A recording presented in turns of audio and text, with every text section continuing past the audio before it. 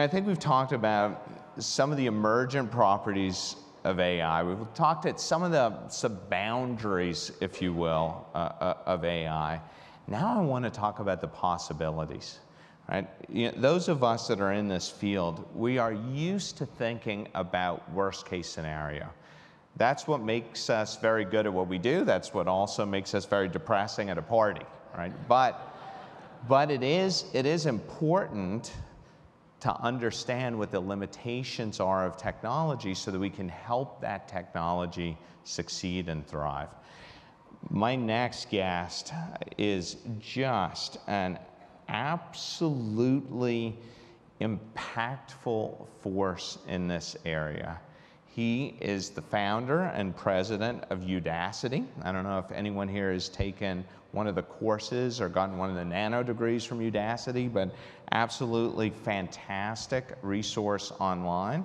He's the CEO of Kitty Hawk, and he was the founder of Google X that did some of the very, very early work in autonomous vehicles. So excited to have Dr. Sebastian Thrun.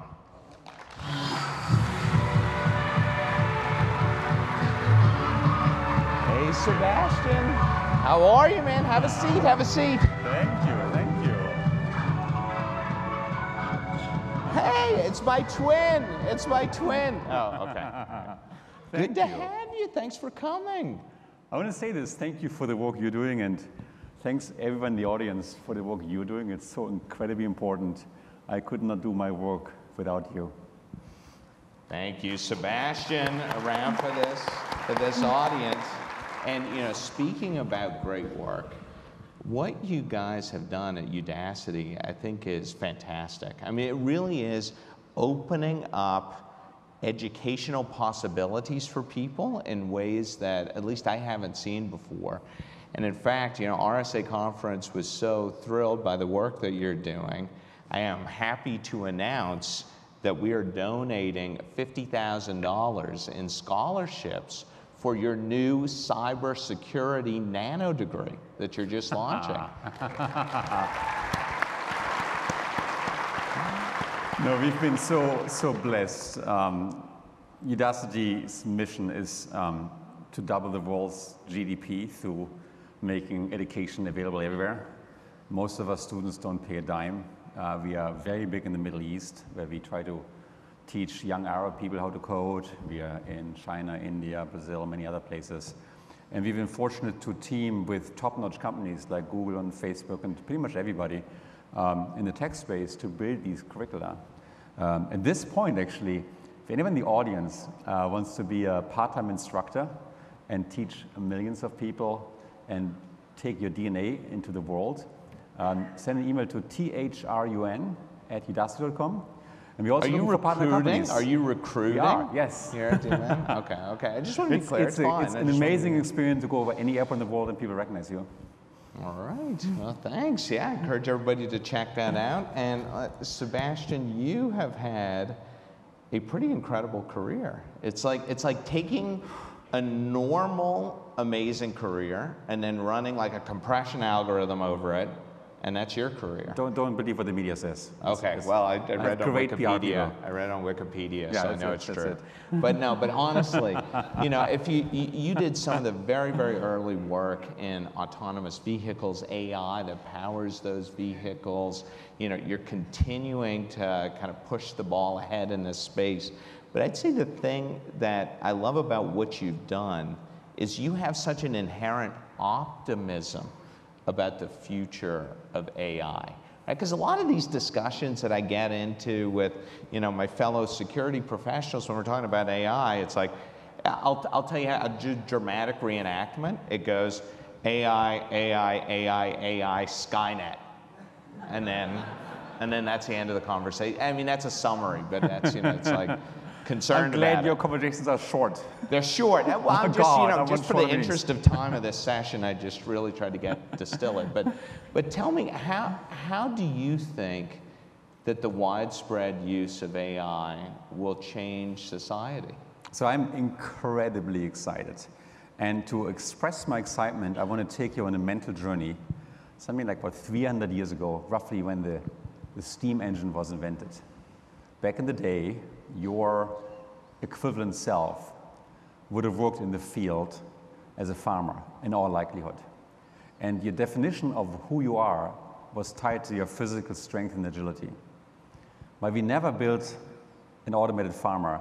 We then built force amplifiers, machines that let a person supply food from 4 people to about 400 people. And as a result, today we have less than 2% of the population working in farming. Now, what happened to us?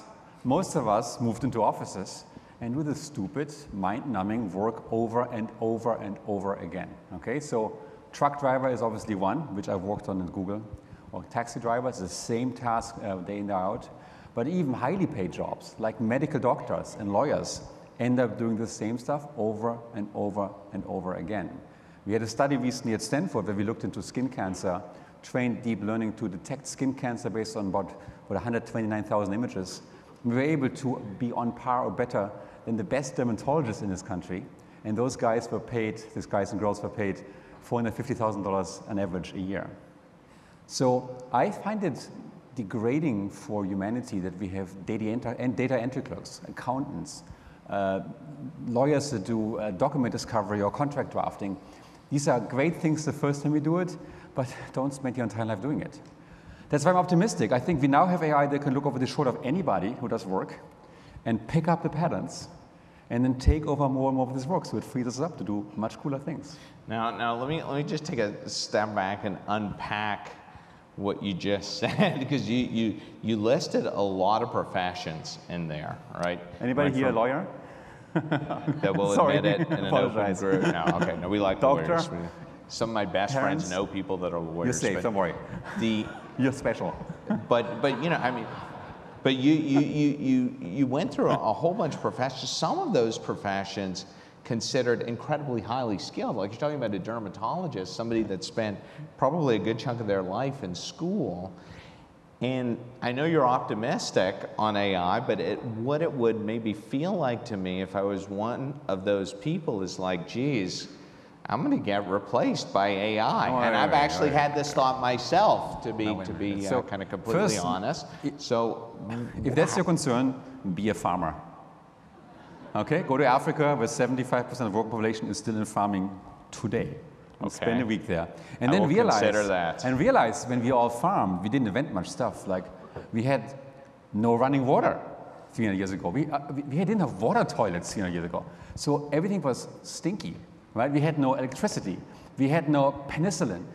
All these things we take for granted today, all the way to cars and planes and cell phones that we're all entitled to, right? Didn't exist.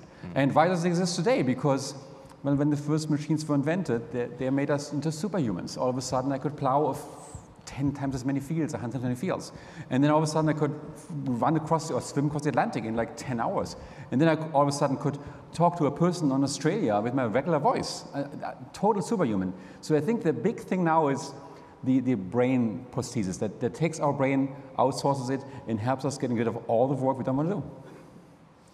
That's interesting. So basically you're saying we shouldn't think about ourselves becoming obsolete or replaced, but it sounds like what you're saying is this is going to free up humanity from the mundane things that we do or the repetitive things that we do to be able to do something else. What is that something else, you think? So historically, when I look at these things, I always go back to past, and maybe it's my subjective interpretation, how I want the past to look like as a non-historian, but I look at this and ask myself, what are people good at and what we are bad at? And as we free that human brain power away from farming and maybe warfare and childbirth, what the people did at the time, more into writing, reading, childhood, education, and then science, data, we were able to unleash enormous creativity.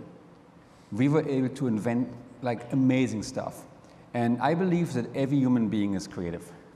And you can do the test tonight. Get yourself a bottle of wine with a friend, spend the first 50 minutes saying nothing, and then come up with crazy ideas, and then resist this twitch to say that makes no sense. And to say, this is kind of cool, like, why don't we invent a gravity shield? Like here's a good one. So why don't cars don't fly? Why don't people still die of cancer? there's a whole bunch of things you could invent that if you just think about and have the time. And then add to this technology, not just AI, any technology. What if you could build a Google in a day, right? So suppose we have this beer idea 10 years ago, sitting here and saying, hey, I think I should make all the world's information retrievable. And you'd say, sure, let me come back tomorrow morning, it's done, right? That's where we're going to. Like WhatsApp, when it sold to Facebook, had, what, 50 people, like 50 people on its staff, and they had over 1 billion users. And that's kind of amazing. And AI is one of these technologies. I think singling out is like, it's a bad name, it's like this human thing with emotions and so on. That's not what I think about. I think it was turning us people, us, any one of you, into an unbelievable superhuman. You know, I think about the kinds of folks that I deal with, and you know, we take the kids to the hospital, to the doctor, and you deal with a nurse, for example, who's so empathetic, right? There is an empathy that she expresses appropriately to the child, to the parents. She comforts us. I mean, of course, she has medical skills and she applies those skills, but there is something so human about that. And I can only imagine a time when she could devote even more of her time to that. Or a teacher, who always feels so overworked because more students get crammed into her class. But you want someone like that to have the best of their humanity expressed to that child. And I think you're hitting the nail on the head here. I think there's a whole bunch of things we just don't want machines to take over. I don't think I want to put my folks into an aging facility just handled by robots. Sorry. I don't want my son be taught by robots. I was in the hospital this morning because my son had some severe burns. And yes, you're right. Man, I'm sorry. The nurse had amazing empathy and it calmed him down. But then if you look, for example, at schooling, right? We have so many people that are data entry clerks. They sit in front of a screen at a scanned PDF and then type this data over into an Excel spreadsheet. That's their life. I just summarize an entire job they can do for 50 years. And I'd rather have these people be teachers. Why do we have a teacher-to-student ratio of 1:30 if we all know that 1:5 works much better? So I think there's many jobs for us to take, right? Like when you go to the doctor, why is there a wait room? Right? Why doesn't the doctor wait for you? I like that. I'll suggest that to him. Credit to Jeff Bezos. Credit to Jeff Bezos. What's not my idea? So where do you think, you know, if you then took out the crystal ball, right? Crystal balls always are sometimes a little bit unreliable, but if you took a crystal ball out and said, 50 years from now, what would be the most important skill set? Is it things like artistry and, you know, social skills and uniquely human things? Like what will be those skills? Today those skill sets are very analytical, it feels like. Those are the ones that get rewarded heavily in society. What are the ones that you think will get rewarded heavily? It's about 3. I mean, my son is 10 years old and goes to school and the teacher tells him you have to be good in math and I say, no, you don't. You can always hire someone who's good in math. It's fine. I would be the guy that gets hired. That sounds good. Okay. Let's see, what are the skills that I think is important for everyone, not just kids, but everybody in the audience, I think, going forward, because we move so fast. I'd say it's curiosity. It's often called a growth mindset, the willingness to do something and realize it was wrong and learn from it. That already sets, I think, Silicon Valley apart from huge numbers of other people. Grit, I think, is really important. Don't give up, or don't give up fast. And I'd say, I think people skills, social emotional skills of being able to deal with us is actually increasingly important. And that's something where traditional educational institutions tend not to educate. They tend to grade people individually and on their hard skills, but not on their soft skills. And when Udacity works with employers, like many of you, we hear more and more often it's so important to work in a team with other people and find that consensus and drive things forward as a team, not as an individual. Well, let me ask you one more question about that. You know, you mentioned growth mindset, and I've had the opportunity to spend a lot of time with Carol Dweck, who did, you know, a great body of work around that. And then we had Angela Duckworth as a guest several years ago, who did pioneering work on grit. And I think about those attributes, And one of the big questions, just in my conversations with them, is, are those teachable, or are those innate things that we were born with? But it sounds like what you think, that these are things that we can actually teach and mature and nurture and grow in people if we actually spent the time to do it.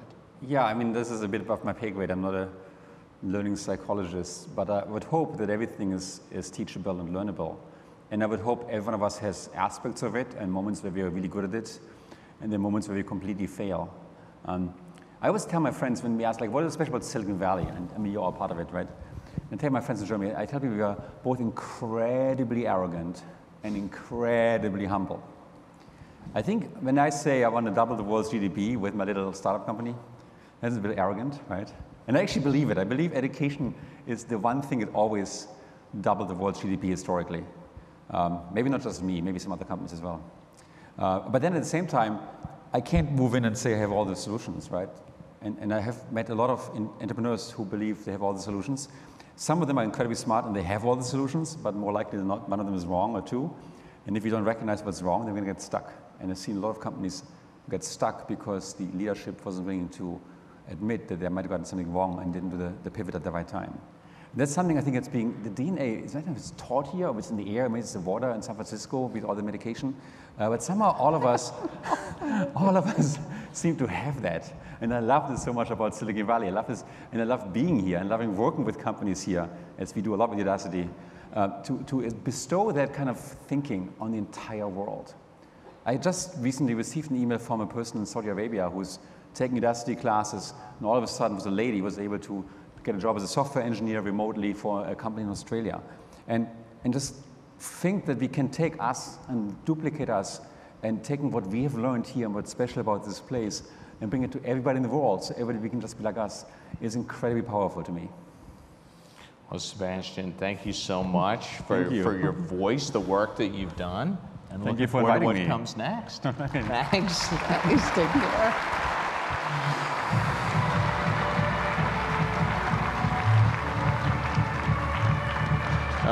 Folks, please, one more round of applause for all of our guests. It's fantastic.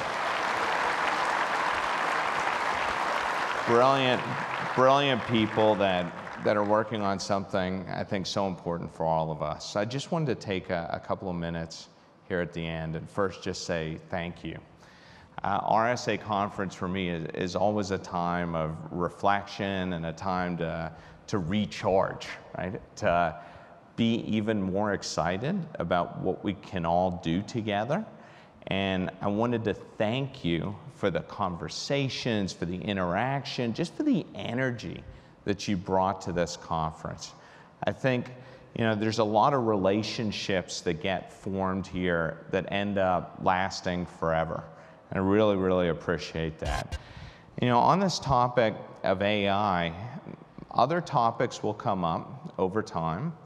And I think it is our responsibility as security professionals, as people in the profession of security, to truly understand how these new technologies, new approaches, new ways of looking at the world, how can they fail?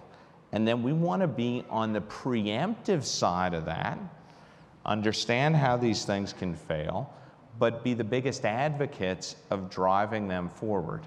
And I think specifically with AI, we have an opportunity to unlock some of the best of us going forward. It doesn't have to be Skynet. I think we can unlock the time that we all want to spend with each other. Things like empathy, things like compassion. So this is a very personal topic for me, a very human one, and one that we can really make a difference if we are the flashlight and the guardians of the future. So thank you so much for being at RSA Conference. Can't thank you enough, and look forward to seeing you next year. Have a safe flight home. Thanks very much.